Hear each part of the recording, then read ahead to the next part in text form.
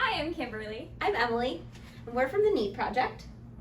Today we're going to do an activity with you called Shake It Up. This activity, we're going to be making ice cream and exploring thermal energy exchange and the kinetic energy of shaking things, and we're going to make some ice cream. No need to chase the ice cream truck. You can do it all within your kitchen or outside on the patio on a nice day.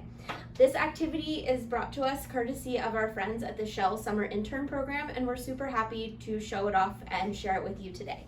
So, first things first. Safety. Yes. All right. Couple safety notes. There may be spills, leaks, or excess water created while we're making ice cream today. So we've got our paper towels. You want to be mindful of the floor and your surface area. Use caution. We don't want any slips or trips. Have excess towels and oven mitts, also because ice cream is cold, so you might be mindful of that while we're mixing it up later. And then dairy allergies, you can use different types of milk, almond milk. Today we're going to be using half and half instead of regular milk. So just a few safety concerns to cover before we get started. Awesome. So, Kim, why do we use certain things to make ice cream? That's what we're going to explore today. And to make our ice cream, we're going to need a few materials. We're definitely going to need some measuring spoons. A key component to our activity today is salt.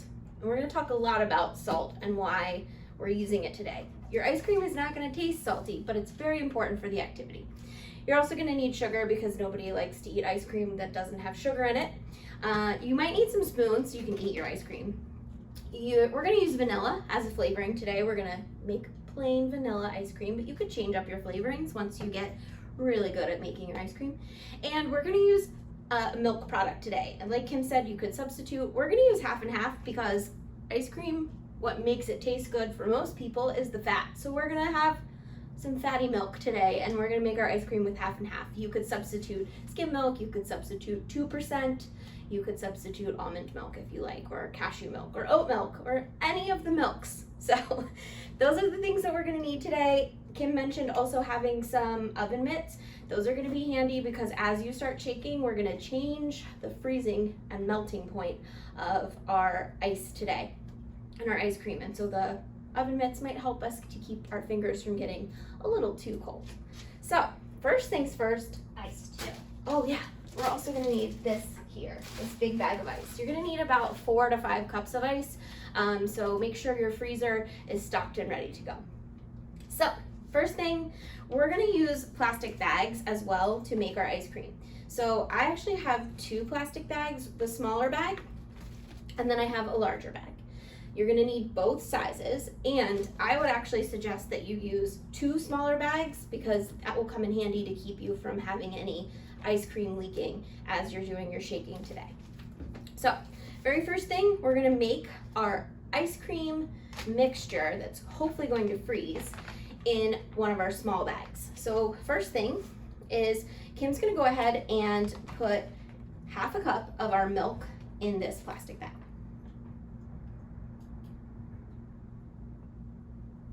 She's holding it over the bag so if we spill, no big deal.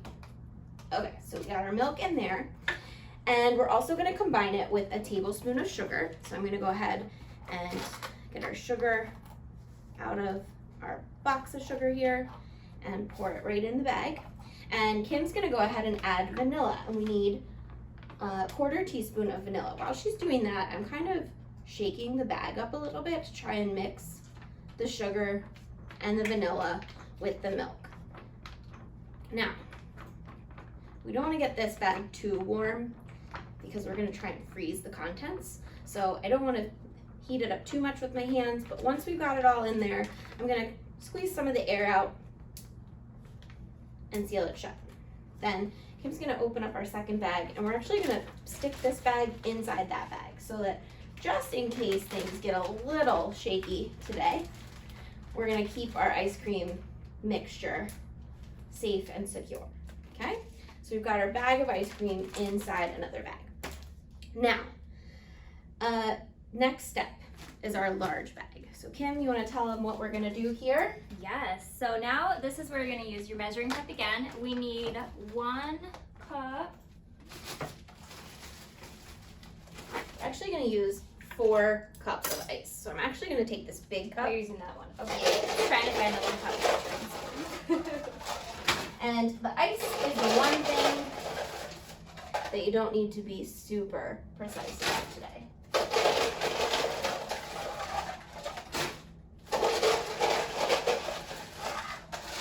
So I have about 4 cups worth of ice in there. And what else are we gonna add, Kim? We are going to add 1/3 to a 1/2 cup of salt. So I have my 3rd measuring cup here. I'm gonna pour a heap of salt on top. And then a dash behind you for good luck. And I'm going a little overboard because I'm using regular table salt. If you use kosher salt, it's a little bigger, so you might get more salt bang for your buck there. So we have our salt and our ice in the big bag, and then we're going to take the small bag and put it inside the big bag. And we're gonna seal up this large bag. That's a very important step because we wanna try and contain our mess today if we can. And we're gonna hold the bags. You can hold them with towels, you can hold them with oven mitts. We're gonna start for now because our bag's big enough. And we're just gonna shake. And we wanna make sure that we're mixing up that salt and that ice.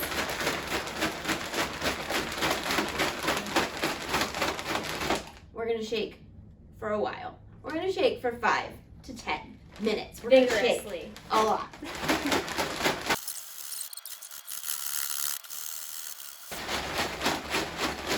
I'm gonna pause for a second, Kim.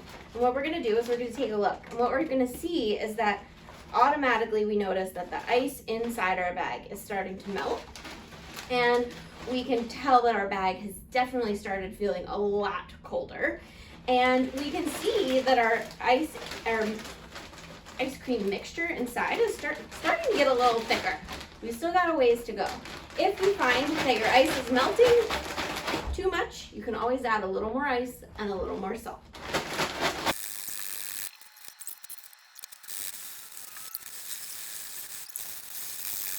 Pause and check. See how your ice cream is progressing. Ooh, it's starting to get a little bubbly in there. It's getting very cold. All right, let's keep it going. Let me get some more air out of this bag here.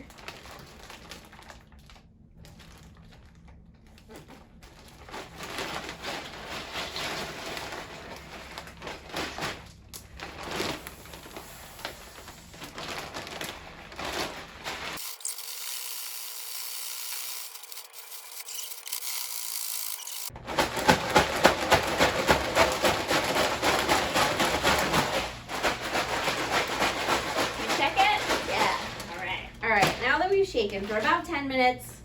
Let's take a look. Whoa, as you can tell, the mixture has kind of spread out and our bag is really rigid. Now, this is gonna melt pretty quickly, but we can already tell that our ice cream has frozen.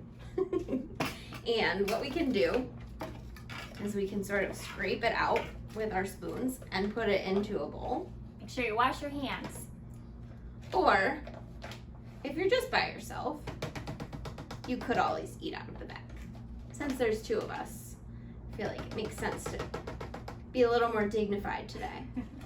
And this is so frozen, it's actually frozen to the sides of the bag. Kim did such a good job of shaking. All right, Kim, you wanna try? Yes. Cheers. Cheers.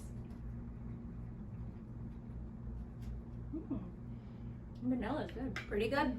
So, what was happening in this bag? What was happening why do we need all of this salt? Why did we use the ice? Well, the salt and the ice bag, as you were shaking, you probably noticed that your ice started to melt. And the salt plays a big role in here. Now, as the ice is exposed to the salt and the motion of the ice cubes in the bag, the kinetic energy and the friction of the ice cubes rubbing up against each other, rubbing up against the bag, and rubbing up against the salt, it causes the ice to melt. Now, as that ice melts, the bag on the outside starts to feel colder, and it loses some of its thermal energy, and it exchanges thermal energy with the inside bag. And so the inside bag, which was warmer, starts to become colder because the bag around it is also colder. And when it does that, we get frozen ice cream, okay? Now, why the salt? Because salt is a key component in making ice cream. If you've ever seen an old ice cream freezer, they often use salt and ice just like we did here. And salt is a substance that can lower the freezing point of water. In this case, our water is frozen already. Our frozen water, or ice cubes, when we add salt to them, it actually changes the freezing point and lowers it. So it actually causes the ice to melt because it's no longer solid at 32 degrees. And so it starts to become a liquid. And when it does that, all of that heat exchanging starts to occur, giving us our ice cream. The main reason we use salt most of the time around ice is to help us melt it to keep our roads safe. But we can use the opposite idea to help freeze stuff and have a nice snack. Hope you enjoyed shaking it up with us. Have a good one.